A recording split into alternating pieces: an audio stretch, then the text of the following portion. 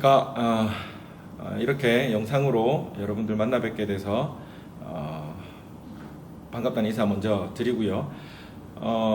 어쨌든 최근에는 지역 주민들의 어떤 역할이나 또 그 역할에 대한 어떤 지역사회의 기대, 이런 것들이 한껏 또 이렇게 높아져 있는 상황에서 또 이런 주제나 또 이런 여러 가지 활동들에 관심을 가지시고 또 이렇게 적극적으로 참여해 주시는 여러분들께 먼저 시작하기 전에 정말 격려와 또 감사의 박수를 또 같이 보내고 싶습니다. 저는 앞에서도 잠깐 소개했지만 고신대학교에서 학생들과 함께 있는 배은석이라고 합니다. 오늘 뭐 아주 전문적이고 그런 차원에서의 어떤 공부하는 식의 어떤 그 이야기들 여러분들께 전달해 드리기보다 또 제가 이제 여러 지역 주민들과 또 여러 지역 사회들을 이제 만나면서 경험했던 이야기들, 그런 이제 우리 일상의 이야기들을 중심으로 동지역사회보장협의체에 대해서 어떤 개념이나 또 역할이나 이런 것들을 함께 나누려고 합니다. 그래서 여러분들 보시면서 아주 자유롭게 하실까 하시면서 보시는 분들이 아마 대부분이실 텐데, 소리 크게 하시고 이런 이야기도 있구나, 또 저런 사례들도 있구나, 이런 것들 한번 그냥 들어보신다 생각하고 편하게 함께 해주시면 좋겠다 싶은 생각이 듭니다. 그래서 오늘은 동지역사회보장협의체에 대한 바로 알기, 사실상 그 바로 알기라고 하는 제목을 제가 이제 추가적으로 달아놓긴 했지만, 사실 동지역사회보장협의체는 다른 어떤 것들처럼 교과서에 딱 이렇게 규정된 특정된 개념이 있는 것들은 아니고요. 여러분들이 어떤 동지역사회보장협의체를 또 참여하시고 또 관심을 가지고 지켜보실 때 사실상 지역마다 그 지역사회보장협의체에 대한 개념 정의는 그 지역사회가 만들어가는 거라고 여러분들이 생각하시면 될 것 같습니다. 그래서 어떤 정해져 있는 틀에 또 우리가 거기에 얼마나 맞출 건가, 또 거기에 어떻게 이제 그 정해진 틀 안에서 우리가 역할을 할 건가, 이렇게 너무 이렇게 경직되게 생각하실 필요는 없고, 우리 지역만의, 우리 동만의 또 지역사회보장협의체는 또 어떻게 이제 설명되고 또 어떤 특징을 가지게 될까 여러분들 스스로 만들어 간다라고 좀 이렇게 융통성 있게 이렇게 생각하시면 좋을 것 같습니다. 자, 그럼에도 불구하고 기본적으로 동지역사회보장협의체가 어떤 사회적 기여를 할 수 있는지, 지역사회에서 어떤 기능들을 또 기본적으로는 또 하셔야 되는지, 이런 것들은 또 알고 나름의 색깔들을 찾아가시는 게 필요하기 때문에 그런 이야기들을 지금부터 시작하도록 하겠습니다.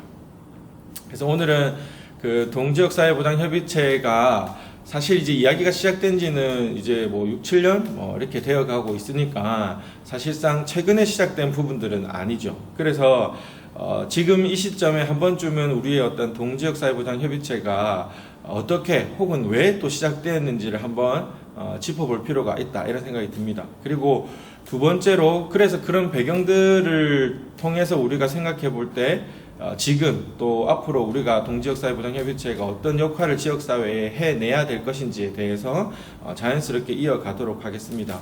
아무래도 협의체의 어떤 시작이 되는 이야기들, 배경들, 이런 것들을 이해하시면 자연스럽게 우리가 지역사회에서 어떤 역할들을 해야 될지, 우리 동에서 어떤 역할들을 해야 될지 자연스럽게 여러분들이 스스로 역할들을 찾아가실 수 있지 않을까 싶은 생각이 듭니다. 그래서 두 번째 역할 부분은 아침에 눈 떠서 이렇게 해야 된다, 잠들 때까지 이렇게 해야 된다는 어떤 구체적인 지침은 아니고요.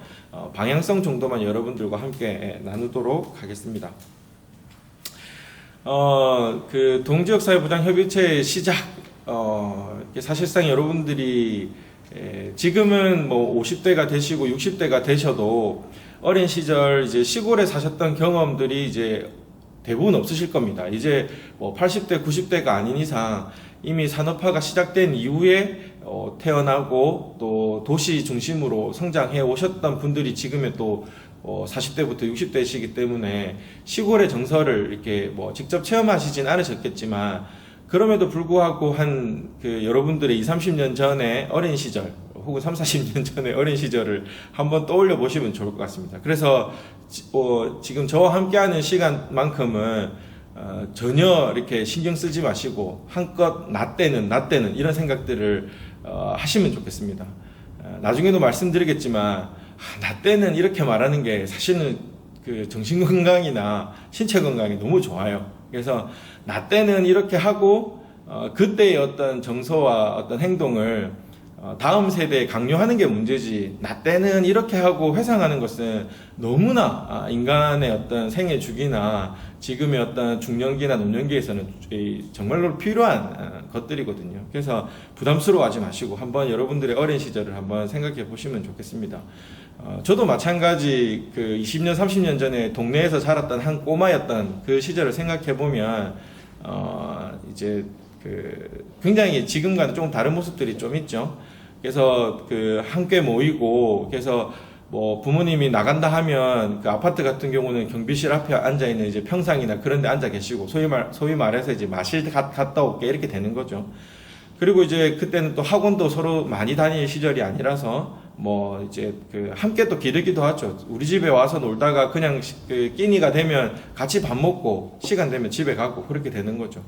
그리고 이제 제가 이제 여러분들이 이제 아실만한 이제 구포시장 근처에서 살아가지고 또 시장도 같이 보러 가시고, 지금처럼 뭐 점포가 있는 게 아니라 5일장이 열릴 때마다 그때 다른 물건들이 시장에 나오던 그 시절에는 먼저 시장에 갔다 오신 분들이 오늘은 이런 물건 나왔다라고 이렇게 다 소문을 내시면 또 다 같이 또 장 보러 가기도 하고, 그리고 이제 서로 같이 이제 부업도 하고, 그때 이제 어머니들이 이제 지금처럼 막 일자리를 가질 시절은 아니라서 집안의 어떤 경제가 좀 약간 팍팍하면 이제 집에서 할 수 있는 소일거리들을 앞집 옆집 이렇게 어머니들끼리 모이셔서 이제 부업도 하시고, 또 반상회도 한 기억도 있고요.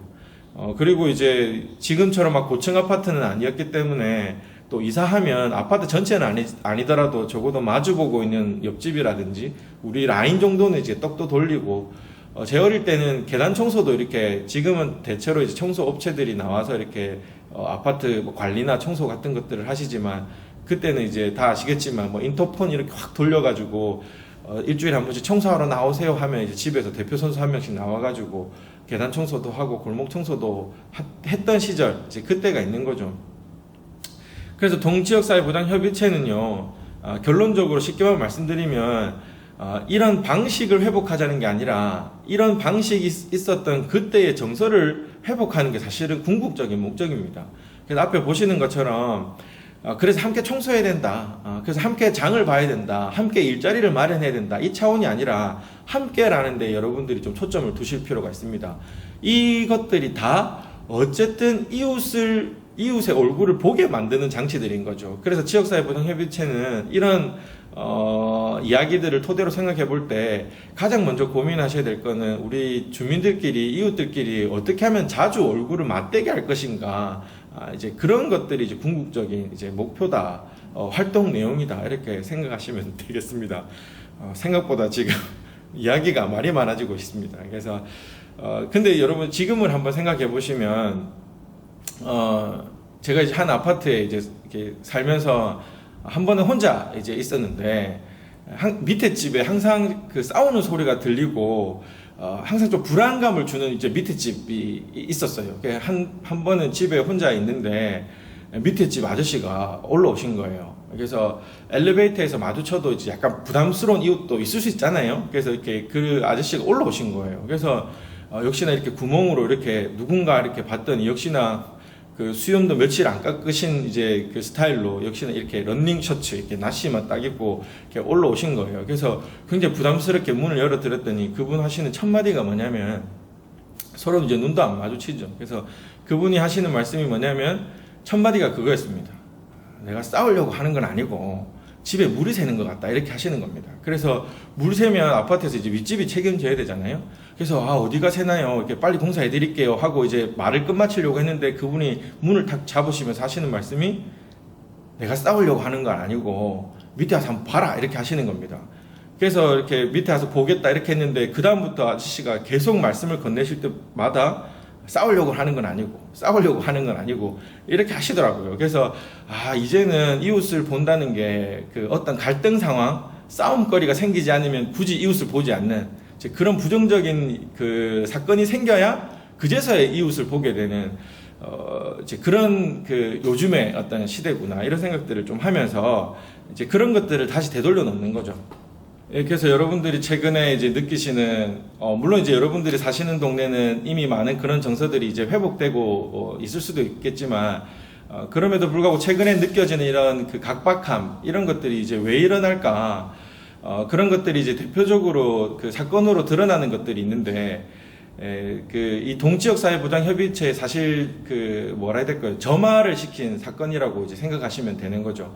2014년에 어떤 송파 세모녀 사건이 있었습니다. 여러분들 이제 많이들 기억하실 텐데, 그 어머니와 두 딸이 이 생계의 어려움들을 이렇게 이제 견디지 못하시고, 이제 스스로 목숨을 끊은 일들입니다. 그 외에도, 아래쪽에 이제 그 국밥 할아버지라고 또 스스로 목숨을 끊으시면서 집주인한테 이제 개의치 마시고 국밥 한 그릇 드시라고 이렇게 쪽지를 남기고 돌아가시는 사건들이 있었죠.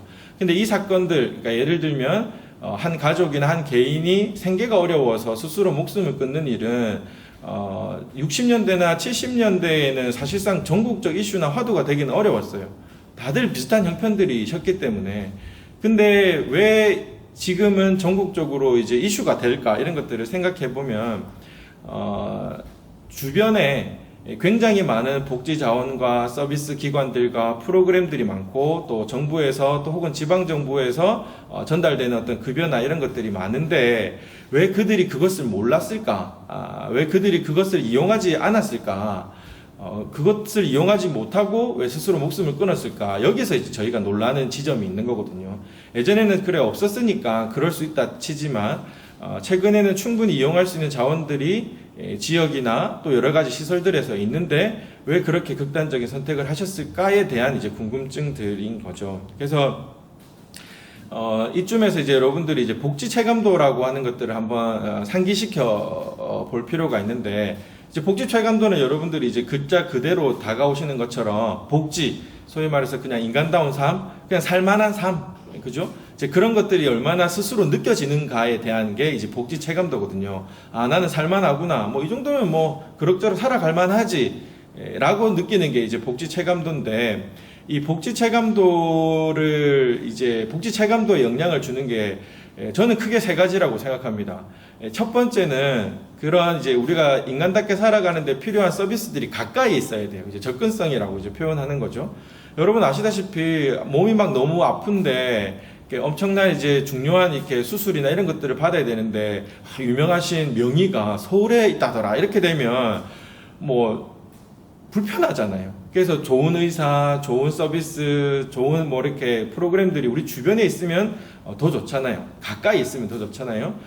그게 이제 접근성이고, 두 번째는 사실상 그런 서비스들이 충분해야 됩니다. 여기서 충분하다라고 하는 건 넘칠 정도로 뭐 이렇게 충분해야 된다는 게 아니라 적어도 내가 겪고 있는 문제를 해결할 만큼의 어떤 적정 수준은 돼야 된다라는 의미에서의 충분성입니다. 예를 들면 정말 한 끼도 챙겨 먹지 못하고 있는 아이가 있고 또 어르신들이 있는데 겨우 이제 하루 한 끼만 이제 도시락을 배달해 드린다던가 뭐 일주일에 한 3-4번 정도 도시락을 전달해 드린다던가 그렇게 되면 곤란하잖아요.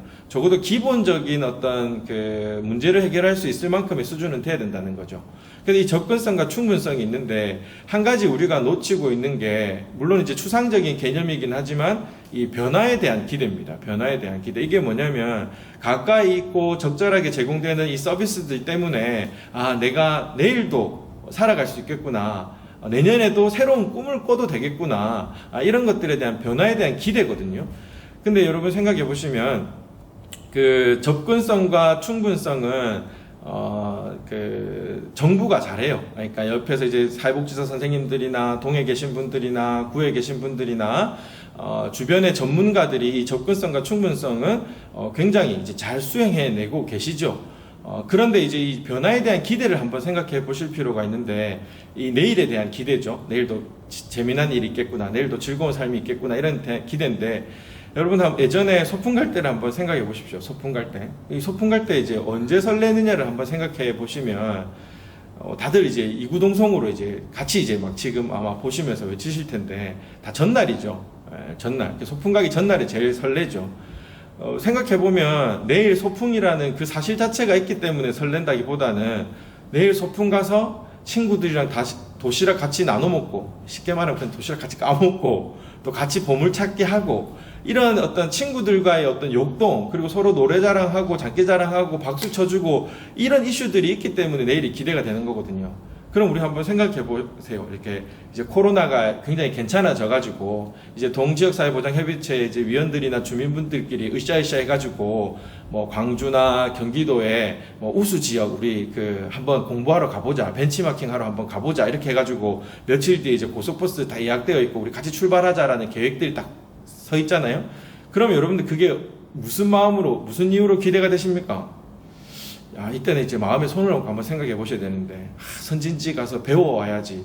이런 걸로 설레실까? 저는 이제 오히려 그것보다 고속도로 타고 가면, 고속도로 이제 가면서 휴게소 들러가지고 알감자 같이 먹고 도시락 같이 먹고 수다 떨고 그런 욕동들이 그 시간에 있기 때문에 사실 아마 그 선진지 탐방 이런 것들이 아마 설레실 거예요.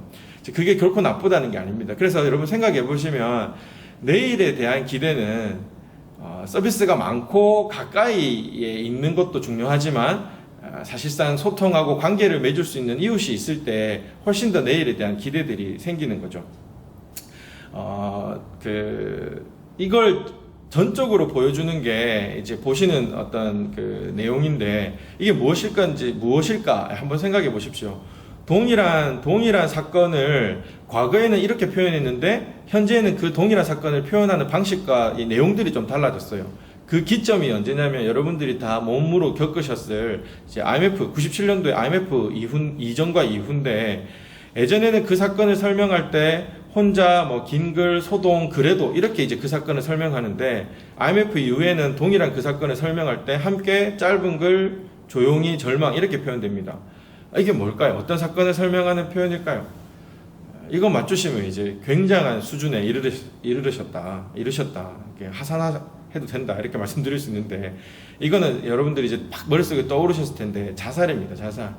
이게 뭐냐면, 여러분, 우리가 이제 IMF 이후에 자살자 수가 급증했다. 숫자에만 여러분들 많이 이제 관심을 기울이실 텐데, 자살의 성격이 달라졌어요. 예를 들면 예전에 자살은 사실 죽음에까지 안 이르고 소동에 이제 그치는 경우들이 많았고 유서도 길게 남기십니다. 내가 이번에 이런 억울한 일을 겪었고 그래서 너는 이런 억울함을 꼭 풀어줘야 됐고 너만이라도 잘 살아라 이런 유서를 길게 남기고 대부분 이제 혼자 이제 스스로 이제 뭐 결단을 하시는 거죠. 그리고 그 소동도 대체로 이제 아파트 옥상이나 다리 위에 이렇게 하시죠. 높은 곳에 올라가시는 이유는 뭡니까? 그 자살 소동 뭐 이렇게 하면서 내 죽겠다 뭐 이렇게 하고 높은 곳에 올라가시는 이유. 제가 다른 지역에서 이렇게 그 주민분들 대상으로 교육하는데 높은 곳에 올라가시는 이유가 뭘까요? 이렇게 얘기했더니 그래야 죽을 확률이 높아집니다. 뭐 이렇게 얘기하시던데 그건 아니고 내가 살겠다는 겁니다. 그래서 나의 억울함들을 알아줘라. 이렇게 해서 그래서 밑에서 이제 와가지고 뭐 집에 계신 노모를 생각해야지 어린 자식을 생각해야지 하면 이렇게 맞다 하고 내려오시는 거거든요. 근데 이제 IMF 이후에는 여러분 다 아시는 것처럼 대부분 함께 갑니다. 어린 자식들과.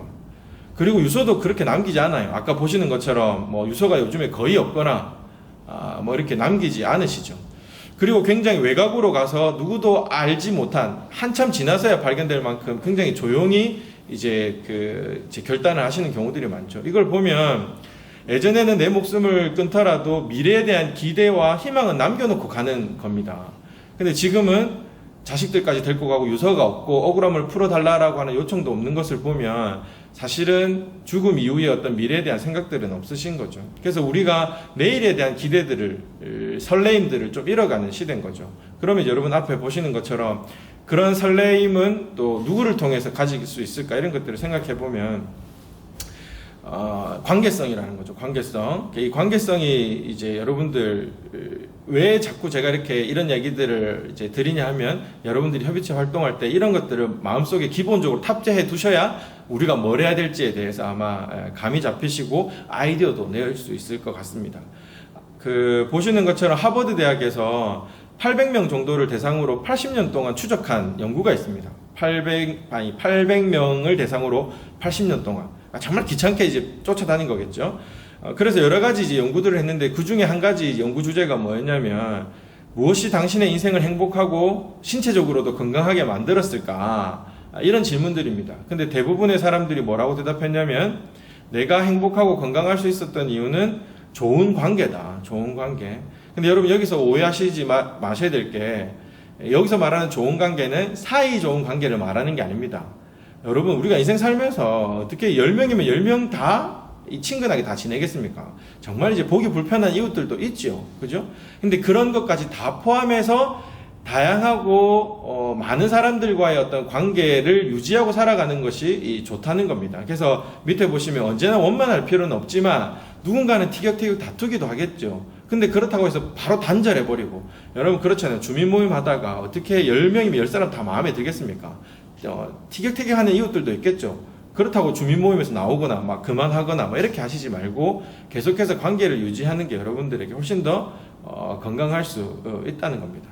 그래서 예전에는 인력과 뭐 예산만 투입하면 복지 체감도가 좋아질 거라고 생각했지만, 이제는 저희 학계 연구하는 사람들에서도 그건 아니다. 이 지역 주민들의 어떤 관계성이 회복돼야, 그러니까 소위 말해서 지역성이 회복돼야 체감도 향상으로 이어질 수 있다는 게 저희 공부하는 사람들 입장에서도 최근에 내린 결론입니다. 그래서 여러분들이 이제 동지역사회보장협의체가 여기서 응애하고 태어났다고 보시면 됩니다. 그래서 나라는 나라대로, 또 복지기관은 복지기관대로 열심히 하시고, 또 이 지역성을 회복해야 되는데, 이 지역성을 회복하는데 이제 누가 중심이 될 거냐? 여러분들이라는 거죠. 한 가지 예만 말씀드리고 이 첫 번째 주제를 좀 정리하면 좋겠는데, 제가 이제 어릴 때 이사를 했습니다. 7살, 8살 때 이사를 했는데, 그때는 이제 학원 다닐 시절이 아니니까 하루 종일 동네에서 뛰어놀아야 되는데, 이사를 하다 보니까 동네 친구가 없잖아요. 그래서 계속 집에서 엄마를 귀찮게 한 거죠. 그래서 엄마가 하도 귀찮으니까 시장을 갈 때마다 저를 이제 데리고 다니시면서 가는 길에 비슷한 또래가 보이잖아요.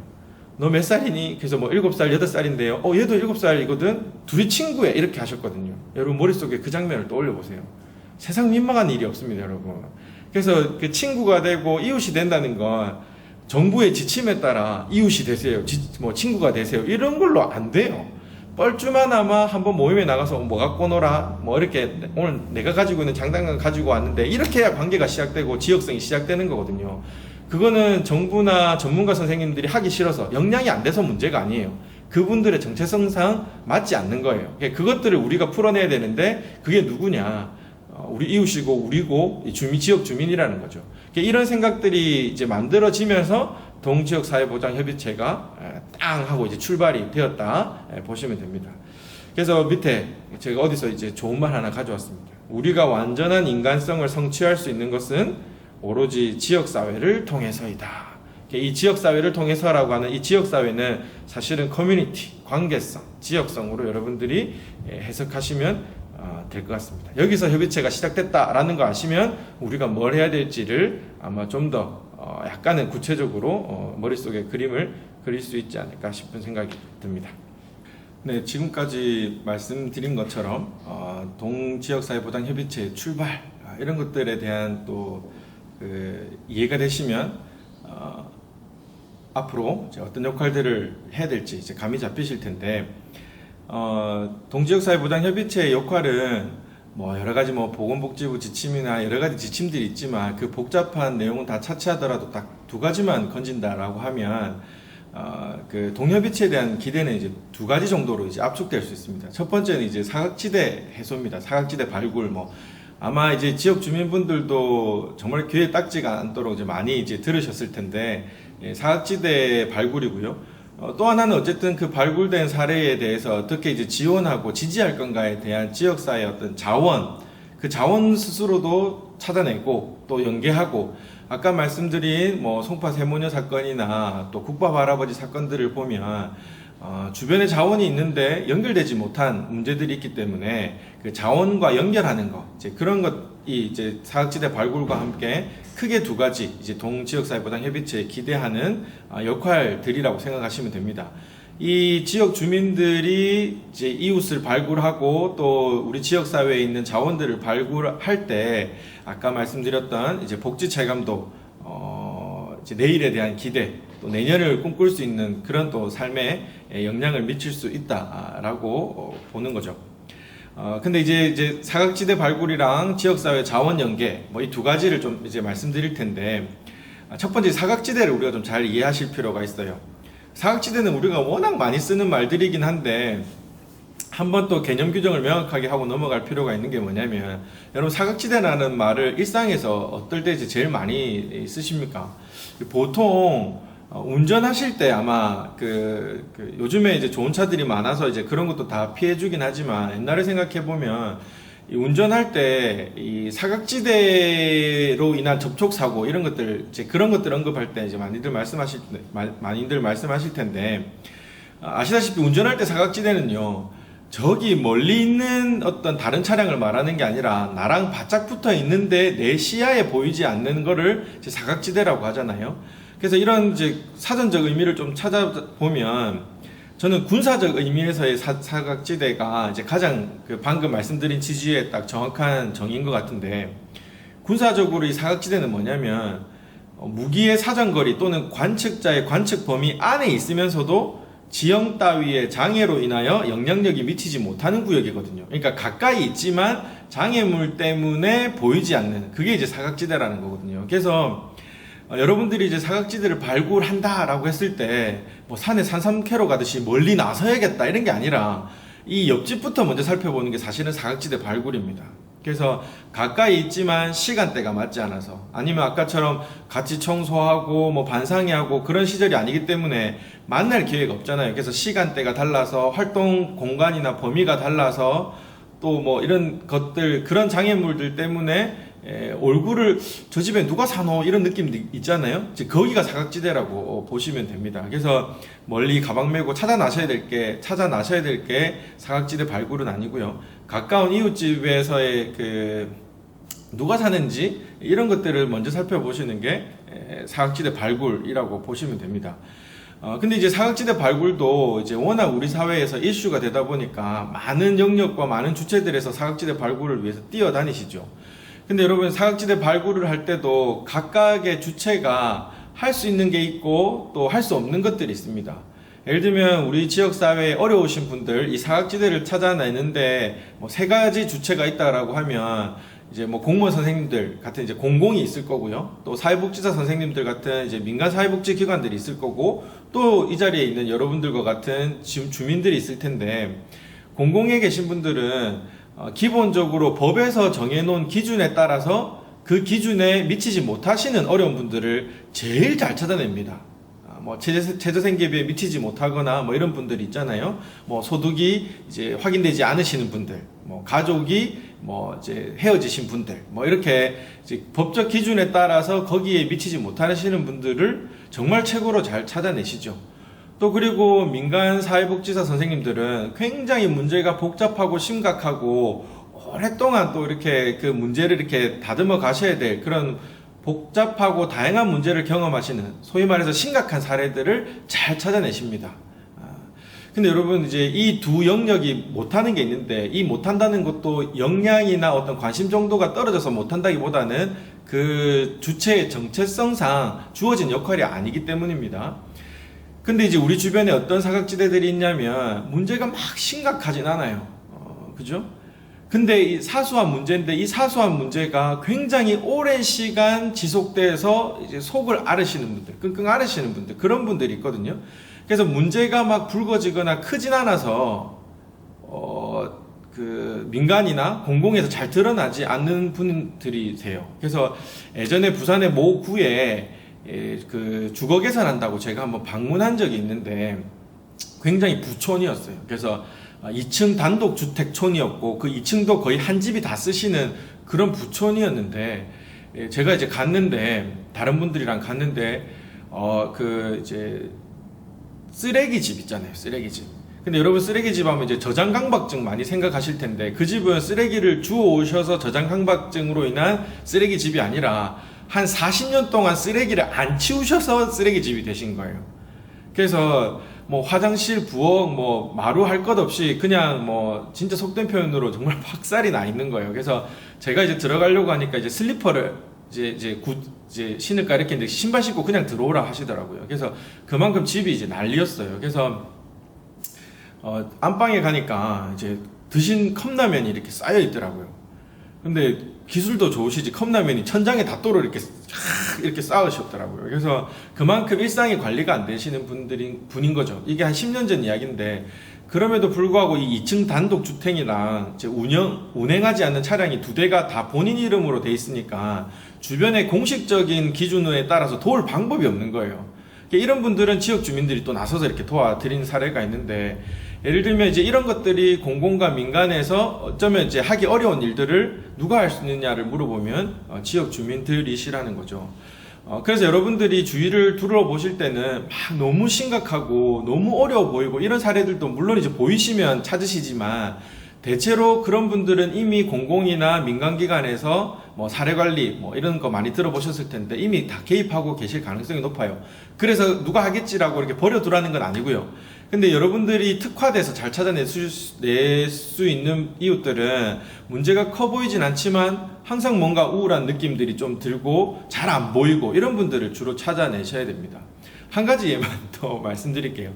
어떤 예가 있냐면, 오늘처럼 이제 시청에 이제 공무원 선생님들 한 200분 대상으로 이렇게 교육을 하고, 뭐 오늘 같은 이런 비슷한 주제로 이제 교육을 하고 시청 근처에 이제 시장에 이제 밥을 먹으러 갔는데, 그냥 밥 먹기는 그래서 6시에 이제 졸업한 제자를 만나가지고 이제 그 밥을 먹으려고 했죠.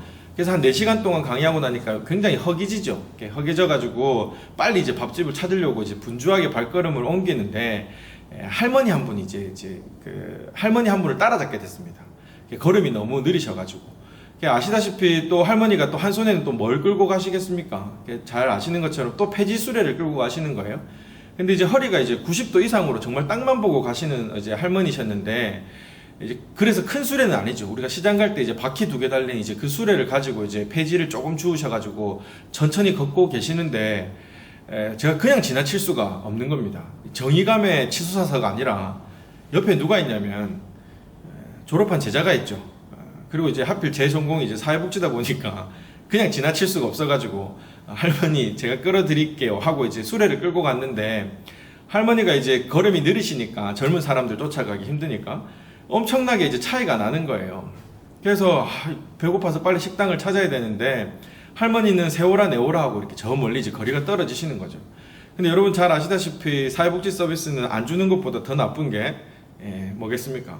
줬다 뺏는 거거든요. 그래서 할머니한테 다시 수레를 돌려드릴 수는 없고, 그래서 어쩌나 이렇게 하고 있는데, 여러분 기적은 그때 일어나는데, 시장에 계시는 분들이 이 수레를 다 알아보시는 거예요.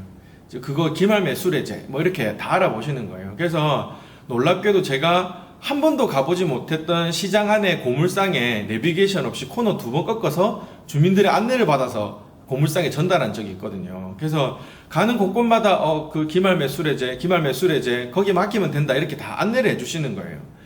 그래서 생각해 보니까 만약에 이 할머니가 이 소량의 폐지를 매일마다 이제 고물상에 가져다 놓으실 텐데, 할머니가 하루라도 안 나타나면 누가 가장 먼저 이제 알겠냐라는 거예요. 그거는 공공도 아니고 민간사회복지 선생님도 아니실 거예요. 할머니가 하루라도 매일 다니시는 길을 하루라도 안 나타나면 사실은 지역 주민이 가장 먼저 길맘에 안 보이네 뭐 이렇게 되는 거예요. 그런 것들이 이 지역 주민이 가지고 있는 전문성이자 강점인 거죠. 그래서 동지역사회보장협의체에 대한 기대가 그런 것들이고 역할이 바로 그런 것들입니다. 그래서 일상에서 보이는 분들이 한동안 안 보이시거나 뭐 이렇게 되는 거죠. 그래서 너무 심각하고 어려운 사례를 막 골라내시려고 하실 필요는 없어요. 그거 잘하시는 분들이 또 따로 계세요. 그래서 일상에서 약간의 어떤 이상한 느낌들을 주고받게 되는 그런 이웃들을 찾으시면 되는 거죠. 그렇게 사각지대를 한번 생각해 보시면 되고요. 두 번째는 지역사회 자원인데, 동지역사회보장협의체에 거는 기대가 어떤 지역 자원에 대한 발굴과 연계인데, 이 또한 여러분들이 좀 내려놓으셔야 될 게 뭐냐면, 우리가 발굴해야 될 지역 자원은 뭐 거창한 물품, 뭐 이제 혹은 어떤 현금성 지원, 뭐 이런 것들을 후원자 개발하고 뭐 이런 것들을 우리가 해야 되는 지역사회 자원의 발굴이라 생각하시는데, 그것도 잘하시는 분들이 또 따로 계세요. 물품이나 또 뭐 후원자 발굴이나 후원 기금 마련이나 이런 것들은 또 잘하시는 분이 계세요. 그러면 여러분들이 발굴해야 될 자원은 뭐냐? 여러분들이 연계해야 될 자원은 뭐냐? 좀 추상적이긴 하지만 여러분들 그 본인이십니다. 그래서 아까 말했던 것처럼 동지역사회보장협의체의 궁극적인 목적은 어떻게 하면 우리 이웃들끼리 뭐 얼굴을 자주 마주할 것인가 이거든요. 그러면 이웃인 여러분들이 그분들 앞에서 많이 등장하는 겁니다. 그래서 여러분들 활동하시고 플랜카드 들고 이제 사진 촬영 막 하시잖아요. 그게 형식적인 게 아니라 열심히 찍으세요. 그래서 우리가 이 자리를 통해서 함께 모였고 누구를 돕기로 했고 오늘 그분과 만나서 인사했다. 이것 자체가 여러분들이 자원이라는 생각들을 기본적으로 하시는 게 좋아요. 물론 그러면서 누구 집 선풍기 없다더라. 누구 사놓고 안 쓰는 선풍기 있는데 그거 갖다 주면 되겠네. 이런 거는 또 할 수 있죠. 그죠? 근데 막 후원기금을 거창하게 마련하고 물품을 막 대규모로 누구한테 전달받고 그래서 전달하고 이러실 필요는 없다는 겁니다. 가능하면 하시고요. 근데 거기에 부담 때문에 많이 자포자기라고 해야 될까요? 아마 우리는 못하겠네 하고 내놓으시는 협의체들도 많더라고요. 그래서 처음 출발부터 너무 거창하게 생각하실 필요는 없고 어쨌든 자주 얼굴을 드러낸다. 이렇게 생각하시면 됩니다. 그래서 이 지역 자원과 발굴에 대한 또 사례를 한 가지 또 말씀드리면 또 재미난 사례라서 제가 웃음이 먼저 나는데 예전에 매미 태풍이 왔을 때 가덕도에 이제 봉사활동을 간 적이 있습니다. 대학생 때입니다. 매미 태풍이니까 굉장히 오래전이죠. 바닷가 해안가에 사시는 분들은 이제 해일이 일고 이제 태풍이 오니까 방안까지 이제 허리까지 바닷물이 다 들어온 거예요. 그래서 도배를 새로 해야 될 상황이었죠. 그래서 대학생들이 이제 제가 이제 동아리 대표로 이제 대학생들이 이제 도배해드리러 갔는데 물이 다 빠지고 나서 도배를 해드렸죠. 근데 저희가 뭐 요즘에 이제 지역 주민들이 이제 도배는 다 잘하시는 분들이 많겠지만 저희가 무슨 또 도배를 또 잘하겠습니까? 종이 사서 도배를 해드리는데 도배를 이렇게 이제 착착착착 붙여서 이렇게 해 나가는데 방 한 바퀴를 딱 돌고 나니까 이 삼각지가 생기더라고요. 아마 도배 감각이 있으신 분들이 이게 뭔 소린지를 아실 텐데 도배를 이렇게 하다가 가면서 기울어진 거예요. 그래서 마지막에 너무 많이 기울어져 가지고 이렇게 붙이지 못한 시멘트가 삼각형이 막 드러나는 거예요. 할머니가 얼마나 역정을 내시는지. 근데 여러분 그래서 혼나고 나올 줄 알았는데 할머니가 정말로 드라마처럼 따뜻한 밥상, 저녁밥상 차려주시면서 와줘서 너무 고맙다는 거예요. 그래서 물론 도배도 멋지게 잘했으면 더 좋았겠지만 할머니한테 정말로 위로가 됐던 건 이 시점에 누군가 나를 도와주러 찾아오는 사람들이 있다라는 그 사실 자체였거든요.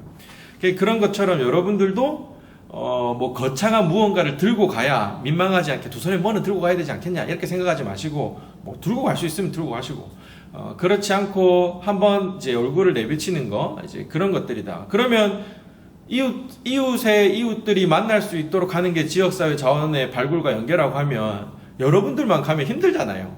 그래서 계속 누구 시간 되시는 분들 이웃들 데리고 같이 한번 찾아가고 또 노는 사람 또 노니 한번 가자. 놀면 뭐하니 요즘에 나오는 것처럼 노니 뭐하노 이렇게 해서 데리고 가서 또 한번 인사도 시켜드리고 그런 것들이 여러분들 그래서 함께 얼굴을 맞이할 수 있는 그 시간 되시는 이웃들을 계속 우리의 사업에 동참시키는 게 지역사회 자원의 발굴이라고 생각하시면 됩니다.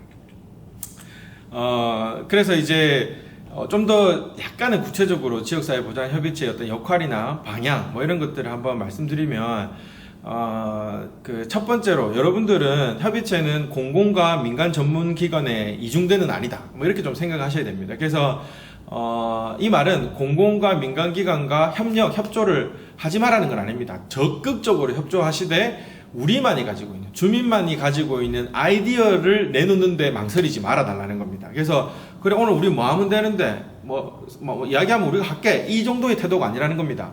그런 것도 응해서 열심히 하시되 우리 이런 거 해보자 라고 먼저 제안하시는 것도 결코 망설이지 마시라.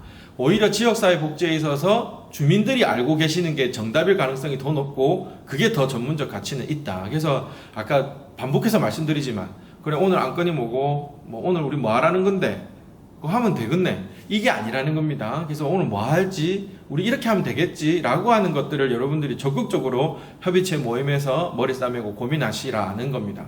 그게 이제 답일 수도 있다. 그래서 그리고 여러분들 대체로 이제 그런 함께 모여서 협의하고 논의하고 이런 것들이 익숙치 않아서 소위 말해서 기존에 하시던 주로 이제 협의체에 들어오신 분들은 기존의 주민조직이나 봉사활동들을 굉장히 많이 하시는 분들이셔서 기존에 하시던 이제 봉사활동 단체 정도로 이제 지역사회 보장협의체를 생각하실 경우들이 많은데 물론 지역 주민들의 일상생활을 살펴본다는 의미에서 직접 몸으로 뛰시는 것도 필요하지만 그게 동지역사회보장협의체의 1순위의 가치와 목표는 아니라는 겁니다. 역할은 아니라는 겁니다.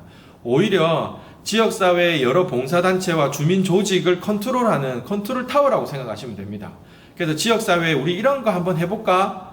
이런 걸 우리가 꼭 해야 될까? 이런 것들을 논의하시고 근데 우리만으로는 안 돼. 그래서 첫 번째 주는 어떤 단체에서 좀 해줬으면 좋겠고, 두 번째 주는 또 세 번째 단체에서 해줬으면 좋겠고, 이렇게 단체, 주로 이제 협의체 제가 이제 돌아다녀 보니까 협의체 이제 위원으로 구성되신 분들이 대체로 그 기존의 어떤 주민 조직들의 대표나 총무나 또 열심히 활동하시는 분들이 협의체 위원으로 많이 들어와 계시더라고요.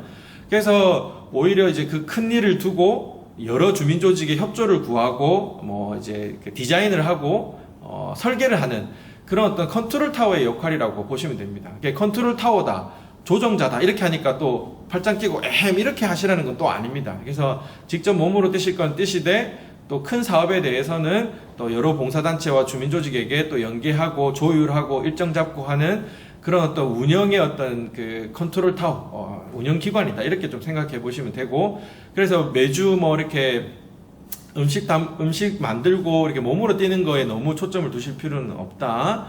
그리고 여러분들이 이제 방금 처음에 말씀드린 것처럼 우리 이런 거 한번 해볼까? 이런 거 이제 아이디어를 내실 때, 너무 현재의 심각한 문제와 욕구에 너무 초점을 두실 필요는 없어요.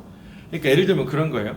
우리 동네에 혼자 사시는 노인분들이 많으니까 우리 독거 어르신들을 위해서 뭐 좀 하자. 중요합니다. 근데 놀랍게도 그분들을 위해서 하고 계시는 분들이 너무 많아요, 기존에.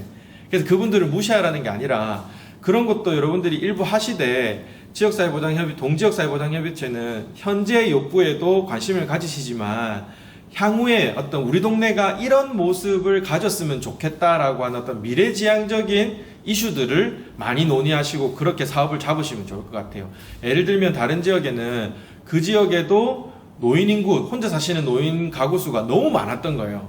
그런데도 그 협의체의 1순위 사업은 뭐였냐면 안전한 놀이터 지킴이 뭐 이런 거였어요.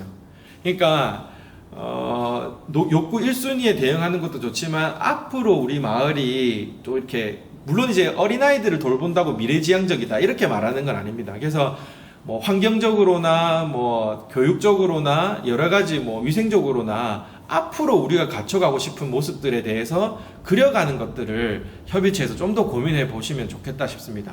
현재의 욕구 1순위는요, 또 공공이나 민간 전문기관에서 또 파이팅해서 열심히 하시거든요. 그래서 우리가 이런 동네가 좀 되면 좋겠는데 뭐 그런 것들 앞으로의 모습을 좀 사업의 내용이나 고민의 내용들로 좀 잡으시면 좋겠다 싶은 생각이 듭니다. 한 가지만 더 말씀드리고 지역사회보장협의체 역할이나 이런 것들 마무리하면 좋겠습니다. 첫 번째, 여러분들이 동지역사회보장협의체의 위원으로 활동하시면서 두 가지는 꼭 한번 생각해 보시면 좋겠습니다. 팔자란 없다. 팔자란 없다. 1500년대 한 할머니가 시골에서 농사를 짓고 계십니다. 조선시대죠. 갑자기 외놈들이 쳐들어와서 자식을 다 죽이고 재산을 다 빼앗아 갑니다.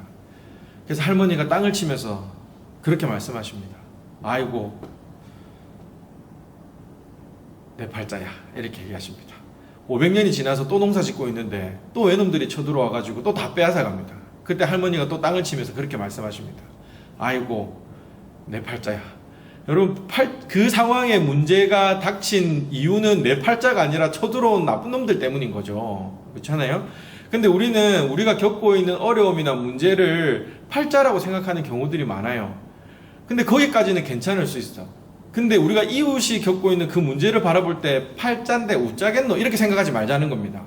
그렇게 살고 싶은 운명과 팔자를 가지고 태어난 사람은 아무도 없다. 제가 왜 이 말씀을 드리냐면, 그게 그들이 겪고 있는 문제, 혹은 우리 자신, 내가 겪고 있는 문제를 팔자인데 우짜겠노 하는 순간 그 문제의 심각성은 감지하기가 어렵습니다. 내버려 두기 쉽습니다.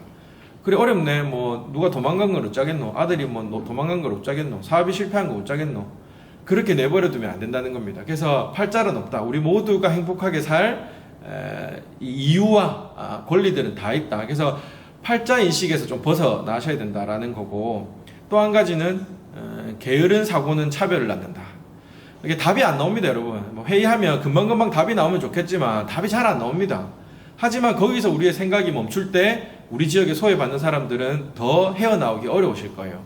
오늘 안 모이면요, 밥 먹고 안녕하고 헤어지시고, 다음 협의체 모임 때 또 모이셔가지고 또 한 번 하시다가 또 머리가 지끈지끈하면 또 헤어지시고, 밥 먹고 헤어지시고, 또 그 다음에 만나서 또 고민해보고, 이제 그렇게 하시면 언젠가는 답은 나온다. 그래서 게으른 사고는 차별을 낳는다. 부지런히 이웃들과 또 본인의 문제들에 대해서 우리 동네와 우리 골목과 우리 옆집에 대해서 부지런히 사고한다는 게 몇 차례 회의를 가지고 이런 게 아닙니다. 얘기하다가 또 지치면 헤어지고 또 만나서 또 얘기하고 이런 것들이 좀 지속되면 좋겠다 싶은 생각이 듭니다. 제 목소리가 좋진 않지만 제가 최근에 읽었던 책 중에 좋은 글귀가 있어서 요거 한번 읽어드리고 그 동지역사회보장협의체의 어떤 이제 방향성 이런 주제들에 대한 내용을 마치도록 하겠습니다. 강은 바다에 이르기 위하여 길을 찾는 것이 아니다. 위치 에너지에 의해 물이 높은 곳에서 낮은 곳으로 흐를 뿐이다. 나무가 하늘과 땅의 에너지에 의해 성장하지 하늘 높이 자라기 위해 성장하는 것이 아니듯이 관계가 살아나면 사람들이 살아나고 그러면 살맛나는 동네가 만들어진다. 이 말은 뭐 굳이 해석하지 않아도 여러분들이 와닿으시겠지만 우리가 이 지역사회를 이렇게 변화시켜야 돼라는 목표를 설정하고 뭐 이렇게 내달리면 이루어지겠지 굳이 그렇게 부담스럽게 생각하지 마시고 어떻게 하면 동네 사람들끼리 친구가 되지 뭐 퇴근하고 나서 편의점 앞에서 맥주 한 캔 하지 어떻게 하면 얼굴을 자주 보지 뭐 그렇게 자연스럽게 소통하시고 만나시다 보면 언젠가는 바다에 이르게 되어 있고 언젠가는 하늘 높이 성장해 있는 나무가 될 거다. 그래서 목표 중심의 다름질 하시는 전문가들이 또 있으십니다. 근데 이제 우리는 그냥 자연스럽게 물이 위에서 아래로 흐르듯 어쨌든 자주 이웃을 만나고 자주 안부를 묻고 그러려면 우리가 뭘 해야 되는지 그 정도만 고민하시면 자연스럽게 우리 마을은 성장해 있을 거다. 이 말씀 드리고 오늘 전해드릴 말씀을 마무리하도록 하겠습니다. 감사합니다.